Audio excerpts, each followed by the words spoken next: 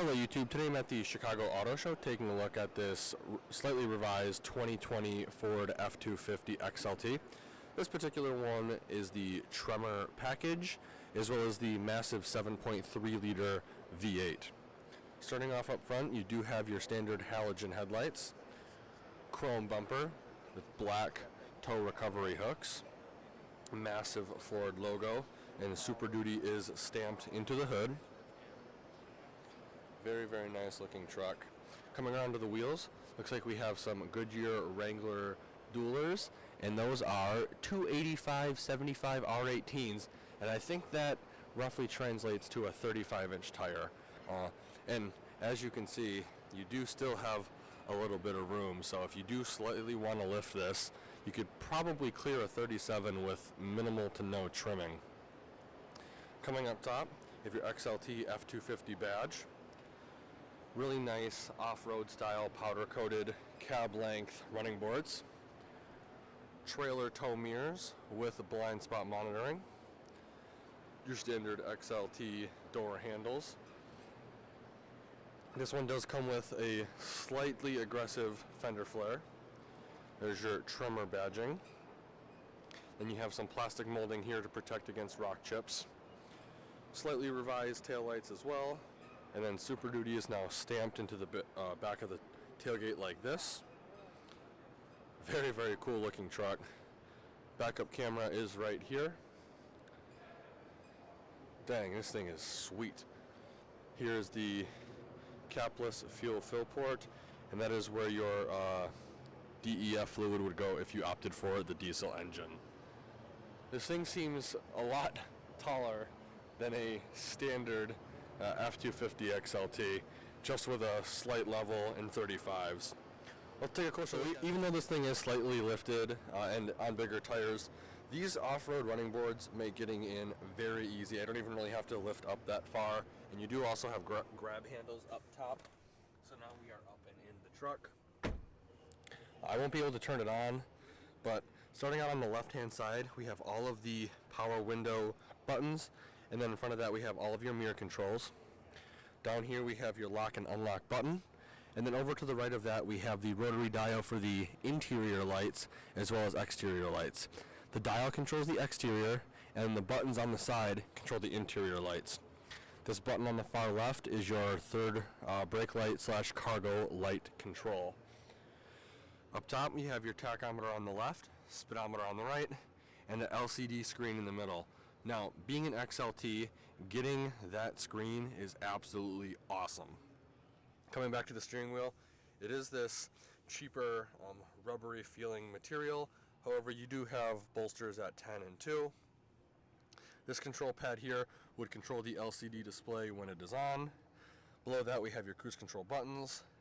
Over here we have all the volume controls for the touchscreen radio, and then your hands-free call buttons are right here. Up top, you do have a speaker right here as well as a storage tray. Over here, we have your traction control off button, hazard light button, hill descent control, and then lane keep assist button. This is the newest edition of Ford's touchscreen display. Very responsive, way more responsive than the outgoing generation of Ford touchscreen displays. And it also has Apple CarPlay and Android Auto. Coming over here, we do have your transfer case selection dial right here. This vehicle does have a locking rear diff. Pull the knob and the rear diff will lock. I believe it stays locked up until 15 or 20 miles an hour. I'm not 100% certain. Push it in to disengage. Right here we have all of the physical controls for the radio, volume knob, tune knob, and then your presets. Below the transfer case selection dial, we do have your integrated trailer brake control, and then this vehicle does have single zone climate control as well. Right here we have a USB and a USB-C. You do get to close that up to keep everything hidden if you would like. Push it again. Something that I love the heavy-duty Ford trucks for doing, they give you the shifter up here. So you have two cup holders and then you have a storage tray. If you do need more cup holders, you can just slide this bad boy over, and now you just doubled the cup holder capacity for the front passengers. Very cool. Coming to the armrest, lift up on it. It is nice and leather wrapped. You do have a storage tray with chain storage as well as business card storage and 2 pen storage compartments up top. This is removable, giving us access to a massive storage compartment, and there is a 12-volt outlet down here, but you will not be able to see it because it's too dark in here. They also give you dimples for cord management if you are charging something in here and need to use it at the same time. Here's a shot of the cloth seats. Very nice. This vehicle does have 2 glove boxes. The first one is accessed by pushing this button, and this pops up. Super Duty again is stamped into the plastic, and then your standard glove box is right here.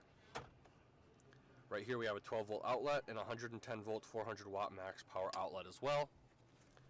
Coming up top, non-lit vanity for passenger as well as driver. This vehicle does come equipped with the 6 auxiliary upfitter switches. I'm pretty sure 1 and 2 work in accessory.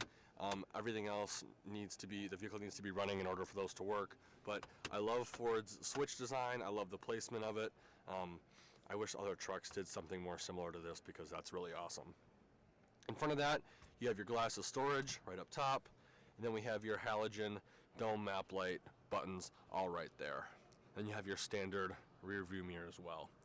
Overall, pretty impressed with this truck. Again, it's an XLT, so you're not going to get, as many features nearly as a Lariat or a King Ranch. However, you do get the really nice LCD display. You do get the newer generation of touchscreen display as well. Let's take a look at the rear seats and see how much legroom we have. Again, getting in is real easy with these running boards. These seats do fold up, and you do have under-seat storage, which is really cool. They fold down very easy. Again, grab handle right here, and you're up and you're in. Now, with the seat situated where it would be if I was driving, now this is the passenger seat, so it's a little more difficult, but I tried to line them up. I have about, 8 inches to 10 inches of legroom. You do have storage in the form of pouches behind passenger as well as driver seats. 2 cup holders in the middle. Right here we have a 12-volt outlet. Over here we have USB-C, USB, and then a 150-volt 400-watt power outlet right here as well. This is a completely load flat floor. Very nice. Again, this being the XLT, you're not going to get the center seat armrest / cup holder. And then you do have some halogen dome map lights up top and hanger hooks both driver and passenger side. Pretty bare bones back here. However, there is a decent amount of room, and you do have a single pane glass in the back as well. Let's take a look at the bed real quick. So to release the tailgate, the only way to do it on the XLT is to actually come up to it and pull the latch. It is not assisted or dampened. However, it is very light, being aluminum. This is applied with a spray-in bed liner. You do have 4 tie-down points, 1 in each corner. It's a possibility to add on more. Very, very nice truck. Ford spray-in bed liner from the factory is very, very good. Again, to put it back up, 2 fingers, and it's up. Let's take a quick look at the sticker price. So here's the sticker for this vehicle. Again, 2020 Super Duty F250 Crew Cab XLT with the 7.3-liter V8 and a 10-speed automatic transmission. The exterior is Velocity Blue. All of your standard equipment is going to be right here with a standard vehicle price of $45,775. Optional equipment will be right here. Most notably, you have a $2,045 upcharge for the 7.3 V8 and a $570 upcharge for the navigation, bringing the total MSRP to $55,665. Because this vehicle is a heavy-duty truck, it is not required to submit fuel economy ratings. Now, a lot of people complain about sticker price on vehicles. This vehicle literally just came out, so they're not going to offer that many deals on it. However, with Ford, if you can get A plan, X plan, or Z plan, that will bring the price down a little bit. And then if you have Conquest, so if you're in a competitor's vehicle and you are switching out to a Ford, that can also lower the price.